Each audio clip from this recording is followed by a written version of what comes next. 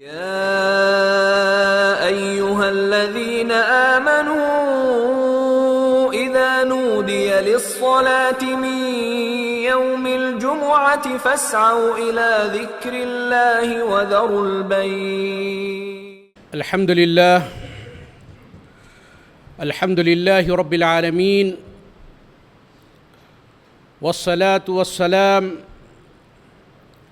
على أشرف الأنبياء والمرسلين نبينا محمد وعلى آله وصحبه أجمعين، أما بعد.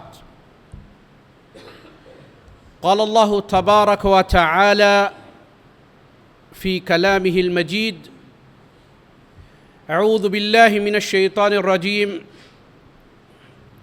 يا أيها الذين آمنوا اتقوا الله حق تقاته ولا تموتن إلا وأنتم مسلمون. يا أيها الناس الذي خلقكم من نفس واحدة وخلق منها زوجها وبث منهما رجالا كثيرا ونساء واتقوا الله الذي تساءلون به والأرحام إن الله كان عليكم رقيبا. يا أيها الذين آمنوا اتقوا الله وقولوا قولا سديدا يصلح لكم أعمالكم ويغفر لكم ذنوبكم ومن يطع الله ورسوله فقد فاز فوزا عظيما. أما بعد، فإن خير الحديث كتاب الله، وخير الهدي هدي محمد صلى الله عليه وسلم، وشر الأمور محدثاتها، وكل محدثة بدعة، وكل بدعة ضلالة، وكل ضلالة في النار. قال الله تبارك وتعالى في كلامه المجيد: ولو أن أهل القرى آمنوا واتقوا لفتحنا عليهم بركات من السماء والأرض ولكن كذبوا فأخذناهم بما كانوا يكسبون.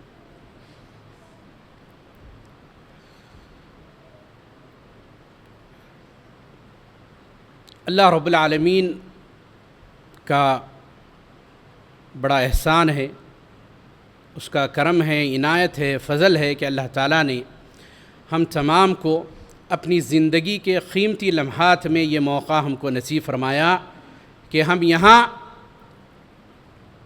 جمع ہوں اور خطبہ جمعہ سماعت فرمائیں۔ ان گنت درود و سلام خاتم النبیین محمد مصطفیٰ صلی اللہ علیہ وسلم پر، جنہیں اللہ تعالیٰ نے تمام رہتی انسانیت کے لیے رشد و ہدایت بنا کر بھیجا ہے۔ میرے محترم سامعین، اس جمعے کے خطبے کا جو عنوان میں نے انتخاب کیا ہے وہ یہ ہے کہ حصول برکت کے ذرائع، کہ اللہ تعالیٰ کی طرف سے جو برکتیں نازل ہوتی ہیں اسے ہم کس طریقے سے حاصل کر سکتے ہیں۔ میں نے یہ عنوان اس لیے بھی اس کا انتخاب کیا ہے تاکہ ہم بھائیوں کو معلوم ہو سکے کہ برکت کے شرعی حصول کے کیا اسباب ہیں، کیا ذرائع ہیں، تاکہ ہم غیر شرعی جو ذرائع ہیں اس سے بچ سکیں اور جو حقیقی برکات جو اللہ رب العالمین کی طرف سے نازل ہوتی ہیں اسے ہم حاصل کر سکیں۔ محترم سامعین، آج کا جو دور ہے وہ دور ترقی یافتہ دور ہے۔ آج کے انسان کے پاس رہنے کے لیے عالیشان عمارتیں، سیر و تفریح کرنے کے لیے بہترین آرام دہ گاڑیاں، مال و دولت کی فراوانی اور ہر قسم کی آسائش کے سامان اس کے پاس اللہ رب العالمین کی طرف سے مہیا ہے۔ آج انسان زندگی کے ہر شعبے میں ترقی کر رہا ہے، کرۂ ارض سے آگے بڑھ کر وہ چاند ستاروں پر کمندے ڈال رہا ہے، سورج کی روشنی کو گرفتار کر رہا ہے، اتنا زیادہ اس کی ترقی ہو رہی ہے، لیکن جب وہ اپنے اطراف، اپنے گھریلو معاملات اور اپنی زندگی کے احوال کا جائزہ لیتا ہے تو وہ کہیں نہ کہیں کمی محسوس کرتا ہے۔ اتنا سب مل جانے کے باوجود اسے یہ احساس ہوتا ہے کہ مجھے کچھ نہیں ملا ہے۔ وہ کیا وجہ ہے؟ کبھی آپ نے غور کیا اس بارے میں؟ ہر چیز ہے ہمارے پاس، لیکن اس کے باوجود انسان یہ محسوس کرتا ہے کہ مجھے کچھ نہیں ملا ہے۔ اس کے پاس دیکھو کیا کچھ ہے، لیکن مجھے، آپ دنیا کے مالدار سے مالدار انسان کی زندگی کا آپ مطالعہ کر لیں جو موجودہ ہیں، ان کی زندگی میں ہر آسائش ہے، لیکن پھر بھی وہ ایک کمی ان کو محسوس ہوتی ہے۔ آخر وہ کیا کمی ہے؟ وہ دیکھنا ہے کہ مال و دولت کی فراوانی ہے، ہر چیز ان کے پاس آسائش کی موجود ہے، آخر کیا کمی ہے؟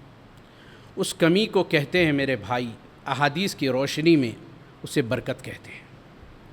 برکت، اگر یہ برکت اگر کسی کو مل جائے اللہ رب العالمین کی طرف سے، اگر اس کے پاس مال قلیل ہی کیوں نہ ہو، لیکن اس کی زندگی انتہائی پرامن اور خوشحال زندگی گزرتی ہے۔ لیکن تمام چیزیں مہیا ہونے کے باوجود اگر برکت کا جو عنصر ہے وہ اس سے خالی ہو جائے اور اسے قارون کا خزانہ بھی مل جائے، تو جو عربی مثل ہے حل من مزید کی چکر میں پڑا رہتا ہے۔ نبی کریم صلی اللہ علیہ وسلم نے ایک بہترین مثال دے کر اس طمع کی جو کیفیت ہے اس کا اظہار فرمایا ہے کہ اگر انسان کو سونے کی 2 وادیاں بھی دے دی جائیں تو کیا کرتا ہے؟ تیسرے کی تلاش میں، اس کا دل اطمینان بھرا نہیں ہوتا ہے۔ اسی لیے نبی کریم صلی اللہ علیہ وسلم نے ہمیں برکت کے حصول کی ترغیب دی ہے کہ اللہ سے برکت طلب کریں۔ نبی کریم صلی اللہ علیہ وسلم کی بیشتر احادیث کا جب آپ مطالعہ کریں گے تو آپ کو معلوم ہوگا کہ ہم دعا قنوت میں مانگتے ہیں وَبَارِكْ لَنَا فِي مَا عَطَيْتَ، اے اللہ جو تو ہم کو دے رہا ہے اس میں کیا کر؟ برکت عطا کر۔ اگر برکت والی چیز، اگر آپ کے پاس مال قلیل ہو یا تھوڑی چیز ہو لیکن آپ کی زندگی بہترین انداز میں گزر رہی ہے، یاد رکھیں اللہ تعالیٰ کا شکر ادا کریں، وہ برکت والی زندگی۔ اور ایک واقعہ آپ کے سامنے رکھتے ہوئے اپنی بات کو آگے بڑھاؤں گا کہ نبی کریم صلی اللہ علیہ وسلم ایک سفر پر جا رہے تھے۔ صحیح بخاری کی روایت ہے، عبداللہ ابن مسعود رضی اللہ تعالیٰ عنہ اس روایت کو بیان کرتے ہیں کہ ہم سفر پر جا رہے تھے نبی کریم صلی اللہ علیہ وسلم کے پاس، اور ہمارے پاس کیا ہوا؟ پانی ختم ہو گیا، اور اس وقت ہم کو پانی کی شدید ضرورت محسوس ہو رہی ہے۔ ہم نبی کریم صلی اللہ علیہ وسلم کے پاس تشریف لے کر گئے اور عرض کیا، اللہ کے رسول صلی اللہ علیہ وسلم ہمیں پانی کی قلت کا سامنا ہے اور ہم کو شدید ضرورت ہے۔ نبی کریم صلی اللہ علیہ وسلم نے کہا کہ دیکھو کسی کے پاس تھوڑا پانی، جو کچھ بچا ہوا پانی ہے لے کر آؤ۔ تو ایک چھوٹے سے کٹورے میں، جسے برتن میں پانی کو لایا گیا۔ نبی کریم صلی اللہ علیہ وسلم کی معجزات میں سے ایک ہے، معجزات النبوہ میں سے، کہ آپ نے اپنا دایاں ہاتھ اس پانی کے اندر داخل کیا اور صحابہ کو کہا کہ آؤ اس مبارک پانی کو لے لو، کیونکہ یہ برکت والا پانی کہا ہے البرکت من اللہ، یہ برکت کہاں سے نزول ہو رہی ہے، نازل ہو رہی ہے؟ اللہ کی طرف سے۔ اور جو صحابی عبداللہ ابن مسعود کہتے ہیں میں نے اپنی آنکھوں سے دیکھا کہ نبی کریم صلی اللہ علیہ وسلم کے انگلیوں کے درمیانی حصے سے پانی پھوٹ رہا ہے، جس طریقے سے چشمے پھوٹتے ہیں۔ اللہ اکبر۔ تو دیکھیے، میں برکت کی بات آپ سے کر رہا تھا کہ پانی تھوڑا تھا، لیکن تمام صحابہ کے لیے وہ پانی کافی ہو گیا، اور پانی جنہوں نے بھرنا تھا پانی بھر لیا، لیکن وہ پانی جو کٹورے میں تھا ویسے کا ویسا ہے۔ تو میرے محترم سامعین، جو برکت کا تعلق ہے نا، وہ ہم تمام کو سمجھنا چاہیے۔ لوگ سمجھتے ہیں ہمارے پیسوں میں برکت ہو گئی، ہمارے کیا ہے بال بچوں میں برکت ہو گئی، یہ کافی ہے نہیں۔ برکت کا وسیع مفہوم ہے۔ برکت کا تعلق مال و دولت کے ساتھ، تجارت کے ساتھ، آپ کے اولاد کے ساتھ، علم و عمل کے ساتھ، آپ کی عمر کے ساتھ، علم کے ساتھ، فراست کے ساتھ، ذہانت کے ساتھ، تمام آپ کے زندگی کے تمام حصے پر محیط ہے برکت کا تعلق۔ کون سا ایسا پہلو ہے جو ہم کہہ سکتے ہیں اس پہلو میں ہمیں برکت کی ضرورت نہیں ہے؟ میرے محترم سامعین، ان تمام عنصر جو میں نے آپ کے سامنے رکھے ہیں، ان تمام میں سے اگر آپ شرعی لحاظ سے اگر آپ زندگی گزاریں گے اور برکت کا حصول چاہیں گے تو آپ کی زندگی کے ان تمام عنصر میں برکت آپ کو حاصل ہوگی۔ اگر کہیں کوتاہی ہو رہی ہے تو وہ عنصر سے برکت آپ کے کیا ہو جائے گی؟ چلی جائے گی، اور ہو سکتا ہے آگے چل کر آپ کو بڑا نقصان ہو، جس کام میں برکت نہ ہو اس میں نقصان کا اندیشہ بڑھ جاتا ہے۔ میرے محترم سامعین، ہم کو چاہیے کہ میں نے پہلے بتایا کہ نبی کریم صلی اللہ علیہ وسلم نے ہم کو برکت کی دعا کرنے کی ترغیب دلائی ہے۔ اللہم بارک لنا فیہ وزدنا منہ، اللہم بارک لنا فیہ وارزقنا منہ، جیسا کہ پہلے میں بتایا وبارک لنا فیما اعطیت، کئی احادیث ہے جو نبی کریم صلی اللہ علیہ وسلم نے ہم کو ترغیب دلائی۔ حضرت انس رضی اللہ تعالیٰ عنہ، کون نہیں جانتا میرے بھائی؟ انس ابن مالک رضی اللہ تعالیٰ عنہ چھوٹے سے تھے، ان کی والدہ لا کر ان کو نبی کریم صلی اللہ علیہ وسلم کے پاس پیش کرتی ہے، اللہ کے رسول یہ میرا لڑکا ہے، میں اس کو آپ کی خدمت کے لیے چھوڑ رہی ہوں۔ اور حضرت انس بن مالک رضی اللہ تعالی عنہ نے نبی کریم صلی اللہ علیہ وسلم کی 10 سال خدمت کی میرے بھائی۔ کتنے؟ 10 سال۔ اور وہ نبی کریم صلی اللہ علیہ وسلم کے اخلاق کے بارے میں بتاتے، کبھی مجھے نبی کریم صلی اللہ علیہ وسلم نے کبھی نہیں ڈانٹا اور کبھی ایسا نہیں کہا کہ یہ کام ایسے کیوں کیا، یہ کام ایسے کیوں کیا۔ وہ آئے نبی کریم صلی اللہ علیہ وسلم کے پاس، نبی کریم صلی اللہ علیہ وسلم سے دعا کی درخواست کی، تو نبی کریم صلی اللہ علیہ وسلم نے ان کے لیے کیا دعا فرمائی؟ کیا دعا فرمائی؟ اللہم اکثر مالہ وولدہ وبارک لہ فیما آتیتہ۔ کتنی مختصر اور جامع دعا ہے میرے بھائی۔ اس لیے جامع دعا جب آپ سے مانگی جاتی ہے تو سب سے جامع دعا کون سی ہے؟ آپ اپنی دعاؤں میں شامل کرتے ہوں گے، اور میں آپ کو اس کی ترغیب بھی دلا رہا ہوں ہمیشہ، ربنا آتنا فی الدنیا حسنہ وفی الآخرۃ حسنہ وقنا عذاب النار۔ آپ اس میں آپ بتائیے مجھے کیا چیز آپ نہیں مانگے اس میں؟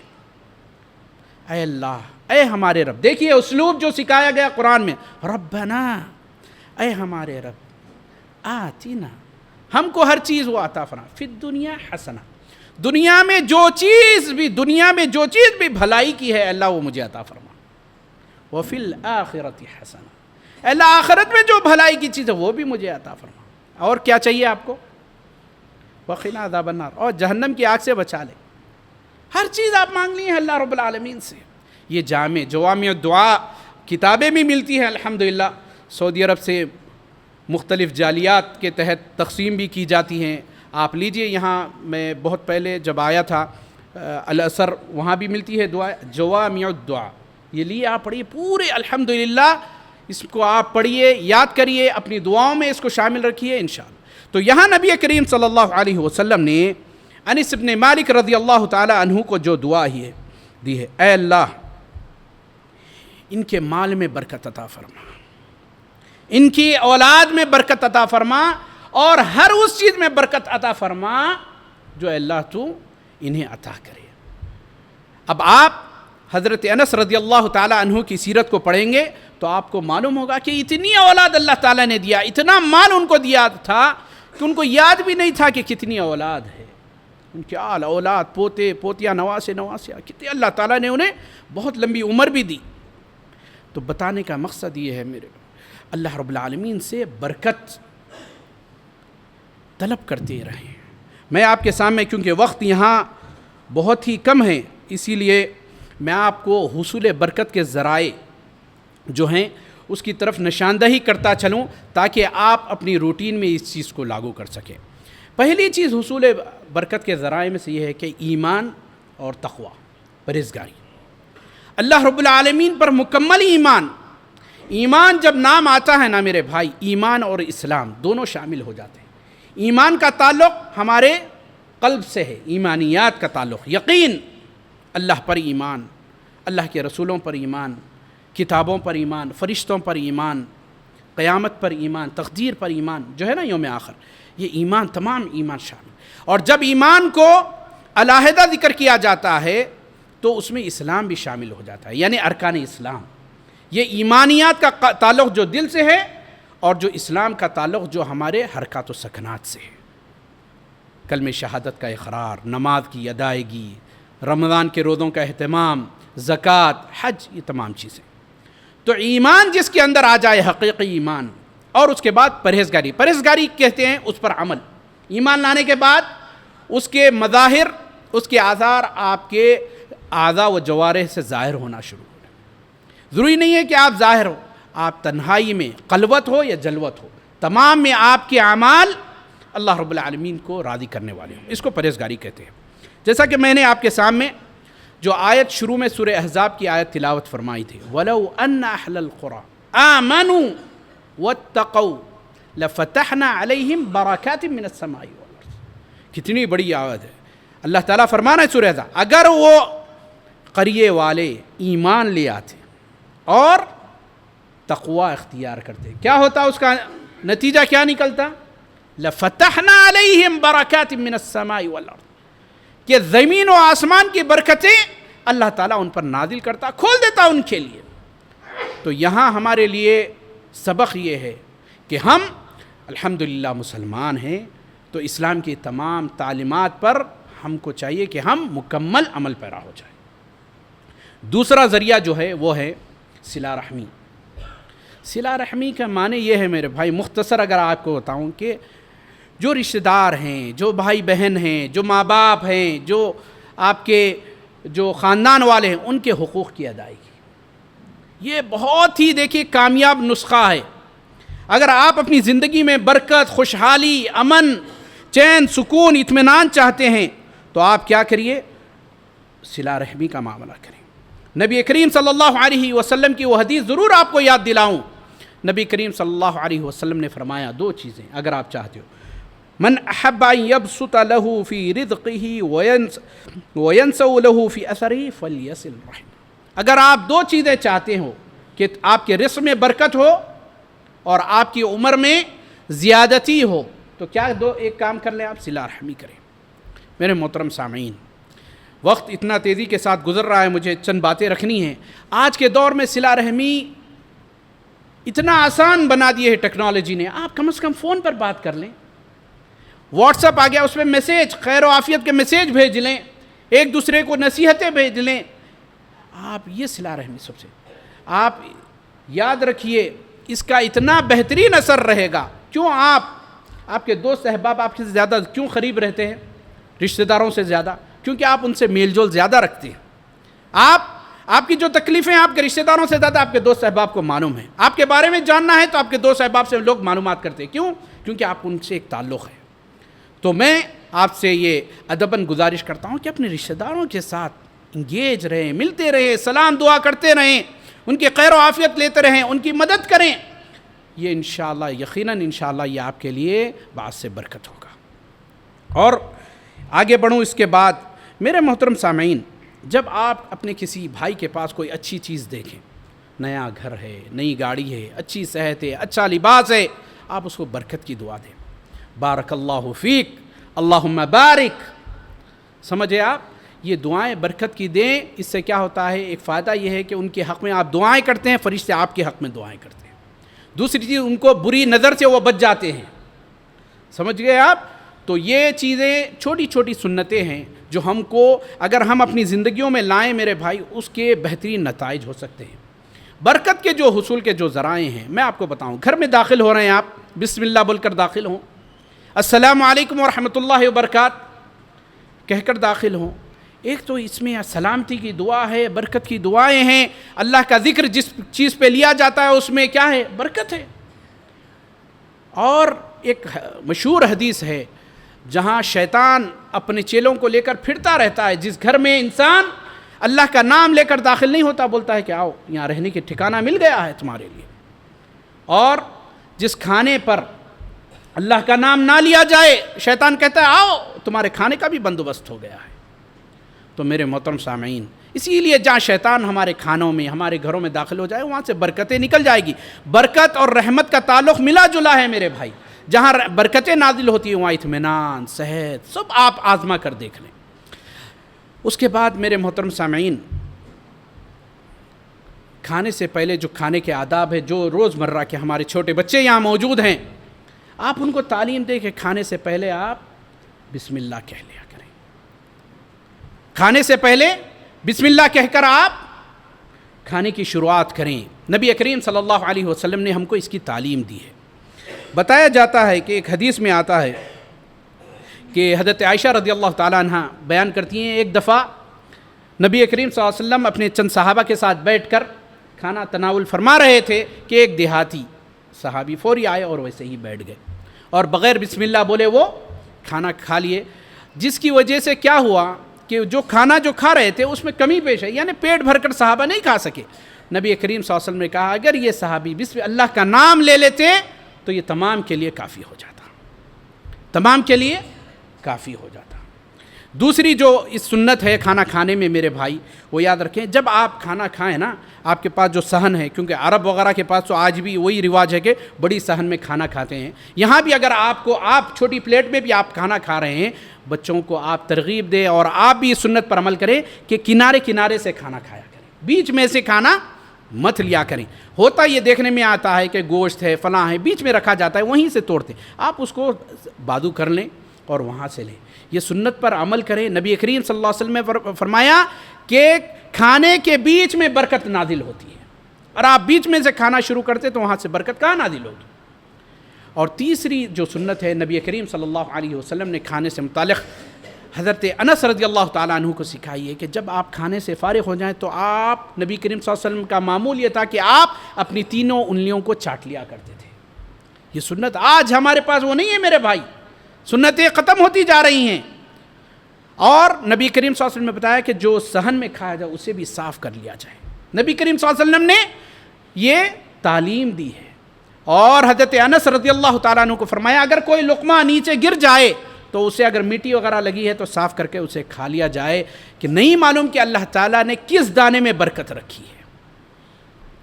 اور میرے محترم سامعین، ایک دفعہ وحشی ابن حرب رضی اللہ تعالیٰ عنہ آئے نبی کریم صلی اللہ علیہ وسلم کے پاس. اللہ کے رسول، ہم صحابہ کھانا تو کھاتے ہیں لیکن پیٹ بھر کے کھانا جب ہم کھاتے ہیں بہت زیادہ، لیکن ہم سیر ہو کر نہیں کھاتے. یعنی کھانا غذا تو ماشاءاللہ اچھی چل رہی ہے لیکن کھانے کے بعد ایسا لگ رہا ہے کہ آپ کھائے نہیں ہیں. نبی کریم صلی اللہ علیہ وسلم نے بتایا کیا تم الگ الگ ہو کر کھاتے ہو؟ انہوں نے کہا ہاں اللہ کے رسول ہم الگ الگ ہو کر کھاتے ہیں. تو بتایا جمع ہو کر کھاؤ، جمع ہو کر کھاؤ. اس کا مطلب یہ ہے کہ ایک صحن جو ہوتا ہے نا بڑا، اس میں بھی کھانے کی سنت ہے. اگر آپ الگ الگ کھا رہے ہیں تو ایک دسترخوان پر بیٹھ کر کھایا کریں. جو بفے سسٹم جو لگا لیا آپ دیکھ لیجئے، آزما کر دیکھ لیجئے، جو بفے سسٹم چلتا ہے چاہے کہیں بھی ہو کوئی بھی لگائے، اس میں برکت نہیں رہتی میرے بھائی. لوگ اپنا اپنا ڈالتے، کوئی ادھر بیٹھا کوئی ادھر بیٹھا کوئی ادھر بیٹھا، کسی کو ملا کسی کو نہیں ملا.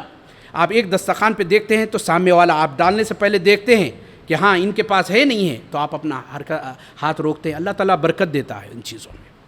میرے محترم سامعین، یہ چھوٹی چھوٹی سنتیں ہیں، اگر آپ اپنائیں گے تو یقیناً یہ چیز ہماری زندگیوں میں برکت کا باعث بنے گی.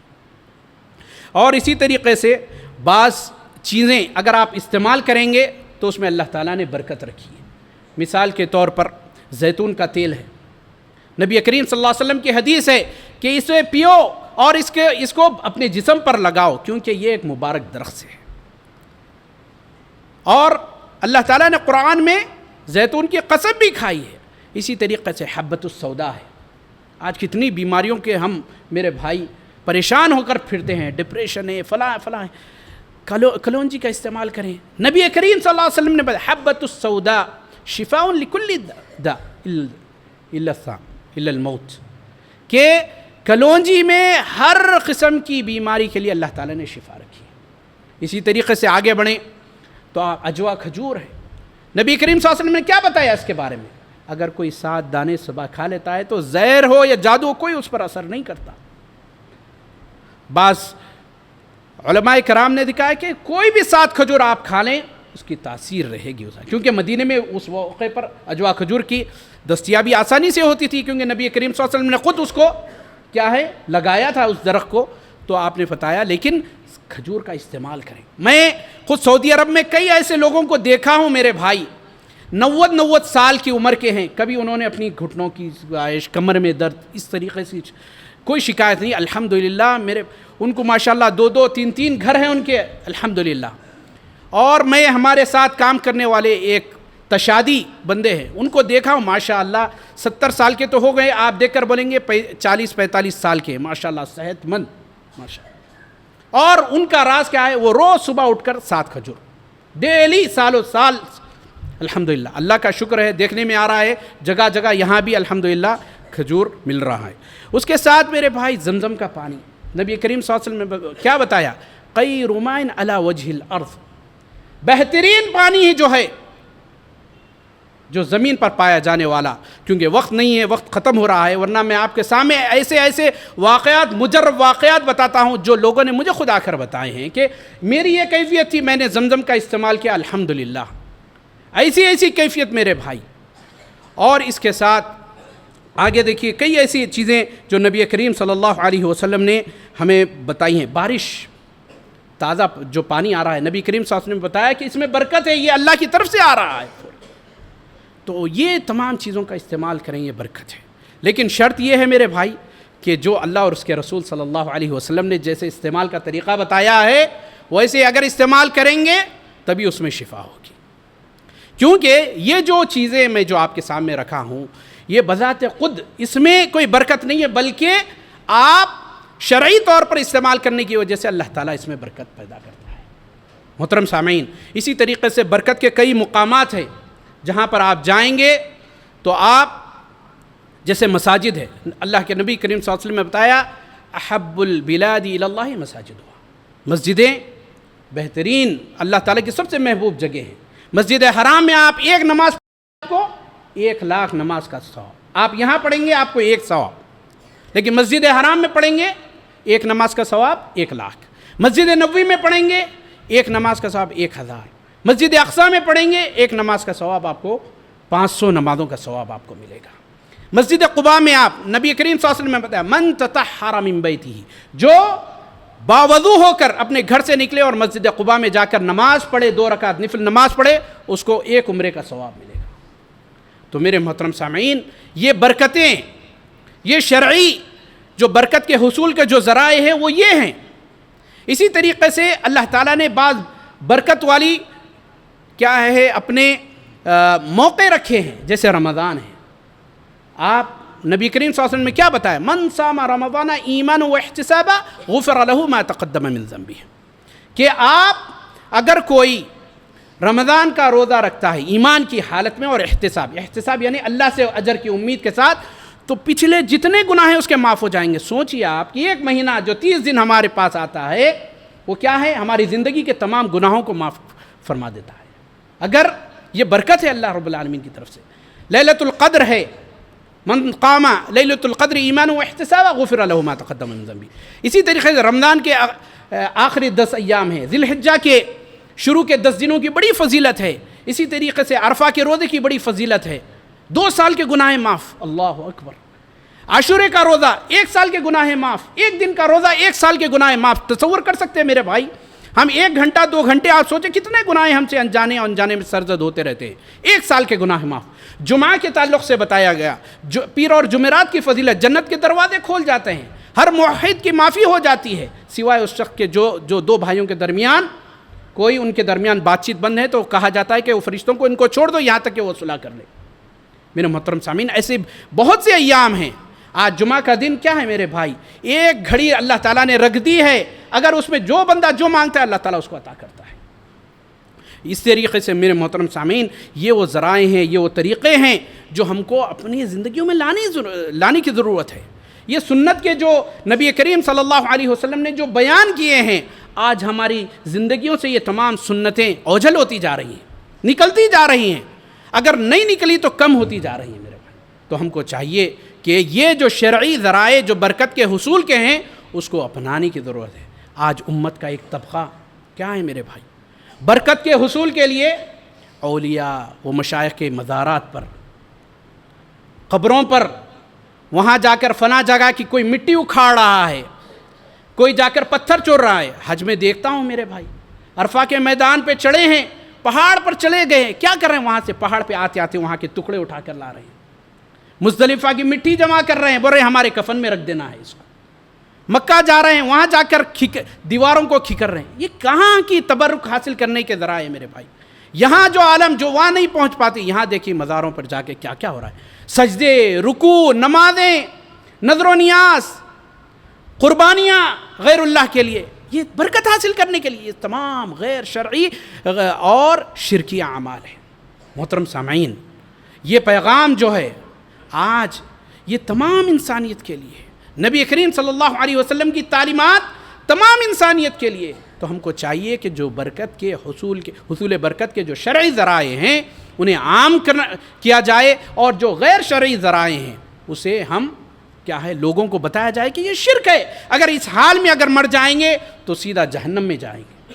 میرے محترم سامعین، ہماری یہ ذمہ داری ہے کہ ہم اپنے بھائیوں کے ساتھ، یہاں جو ہمارے بھائی جن کے عقیدے فاسد ہیں، جو عقیدے صحیح نہیں ہیں، وہ کتنے آئے دن ہم سن رہے ہیں کہ فلاں کا انتقال، فلاں کا انتقال۔ کیا ہم نے اپنے دوستوں میں سے کسی کی اصلاح کے لیے کچھ کوشش کی ہے؟ کیا ان کو ایک حدیث ہم نے نبی کریم صلی اللہ علیہ وسلم کی بتائی ہے جس کی وجہ سے، آپ کے بتانے کی وجہ سے ان کی زندگی میں انہوں نے اس حدیث پر عمل کرنا شروع کر دیا؟ یاد رکھیے صدقہ جاریہ بہت بڑی چیز ہے میرے بھائی۔ نبی کریم صلی اللہ علیہ وسلم کو ہر امتی کا اجر مل رہا ہے۔ آپ کوئی جانے سے پہلے ہم سب کو مرنا ہے، ہم سب کو اس دنیا سے چلے جانا ہے، تو ہماری کوشش یہ ہونی چاہیے کہ میں دنیا سے جانے سے پہلے یہ نیک اعمال اپنے اس ساتھی کو بتا کر جاؤں تاکہ وہ کر سکے، تاکہ اس کے بعد اس کا سلسلہ جاری رہ سکے۔ اللہ تعالیٰ سے دعا ہے کہ اللہ تعالیٰ ہم تمام کو شرعی تمام امور پر عمل پیرا ہونے کی توفیق عنایت فرمائے۔ اللہ تعالیٰ ہم کو جب تک زندہ رکھے، ایمان پر زندہ رکھے، اور جب خاتمہ بالخیر ہو، کلمہ شہادت اشہد ان لا الہ الا اللہ و اشہد ان محمد رسول اللہ ہماری زبانوں پر جاری و ساری فرما۔ اس موقع پر میں پہلے اللہ رب العالمین کا شکر بجا لاتا ہوں کہ اللہ تعالیٰ نے مجھے یہ توفیق دی کہ میں یہاں آؤں، اور اپنی چھٹیوں میں آپ نے مجھے موقع دیا کہ یہاں آ کر آپ سے خطاب کر سکوں۔ اس موقع پر میں اللہ کے شکر کے بعد یہاں کے جو انتظامیہ ہیں، منصرمین ہیں، منتظمین ہیں، متعاونین ہیں، ان تمام کا تہ دل سے شکریہ ادا کرتا ہوں کہ آپ نے مجھے موقع عنایت فرمایا ہے۔ اس موقع پر میں تمام مصلیان، تمام حاضرین سے ایک گزارش کرنا چاہتا ہوں کہ یہ اللہ کا گھر ہے، یہ اللہ کا گھر ہے۔ آپ دل کھول کر اس کا تعاون کیجیے۔ ابھی میں نے آپ کے سامنے نبی کریم صلی اللہ علیہ وسلم کی ایک حدیث رکھی۔ آپ نے کیا فرمایا؟ احب البلاد الی اللہ مساجدها۔ اللہ کے ہاں سب سے محبوب چیز کون ہے میرے بھائی؟ مسجدیں ہیں۔ مسجدوں کو جو آباد کرتے ہیں ان کی فضیلت تو اگر میں بیان کروں تو ایک خطبہ ہوگا، آپ نے سنا بھی ہے پچھلے خطبے میں مسجد کی کیا فضیلت ہے۔ آپ دامیں، درمیں، قدمیں، سخنیں بڑھ چڑھ کے اس گھر کا تعاون کریے۔ ایک بات یاد رکھیے، یہ جو عنوان ابھی آپ کے سامنے رکھا گیا وہ برکت کا تھا۔ آپ اللہ کے گھر کو آباد کریں، اللہ آپ کے گھر کو آباد کرے گا۔ یہ نسخہ کیمیا یاد رکھ لیجئے۔ آپ اللہ کے گھر کے لیے تعاون کریں، اور یہ اللہ کے گھر کا تعاون میرے بھائی یہ بنا توفیق اللہ کے نہیں ہوتا ہے۔ ہم کئی مرتبہ کئی کاموں میں ہم خرچ کرنا چاہتے نہیں خرچ پاتے، کیوں؟ کیونکہ اللہ تعالیٰ کی توفیق نہیں ہوتی۔ آج آپ دنیا کو دیکھیں، کتنے منکرات میں، کتنے فحش کاموں میں آج دنیا اپنا پیسہ صرف کر رہی ہے۔ اللہ نے ہم کو چنا ہے کہ ہم اللہ کے گھر میں یہاں جو نمازیں، مسجدیں ماشاءاللہ آ کر دیکھا تو ماشاءاللہ پھر 2 سال کے بعد ماشاءاللہ بڑی ترقی ہے۔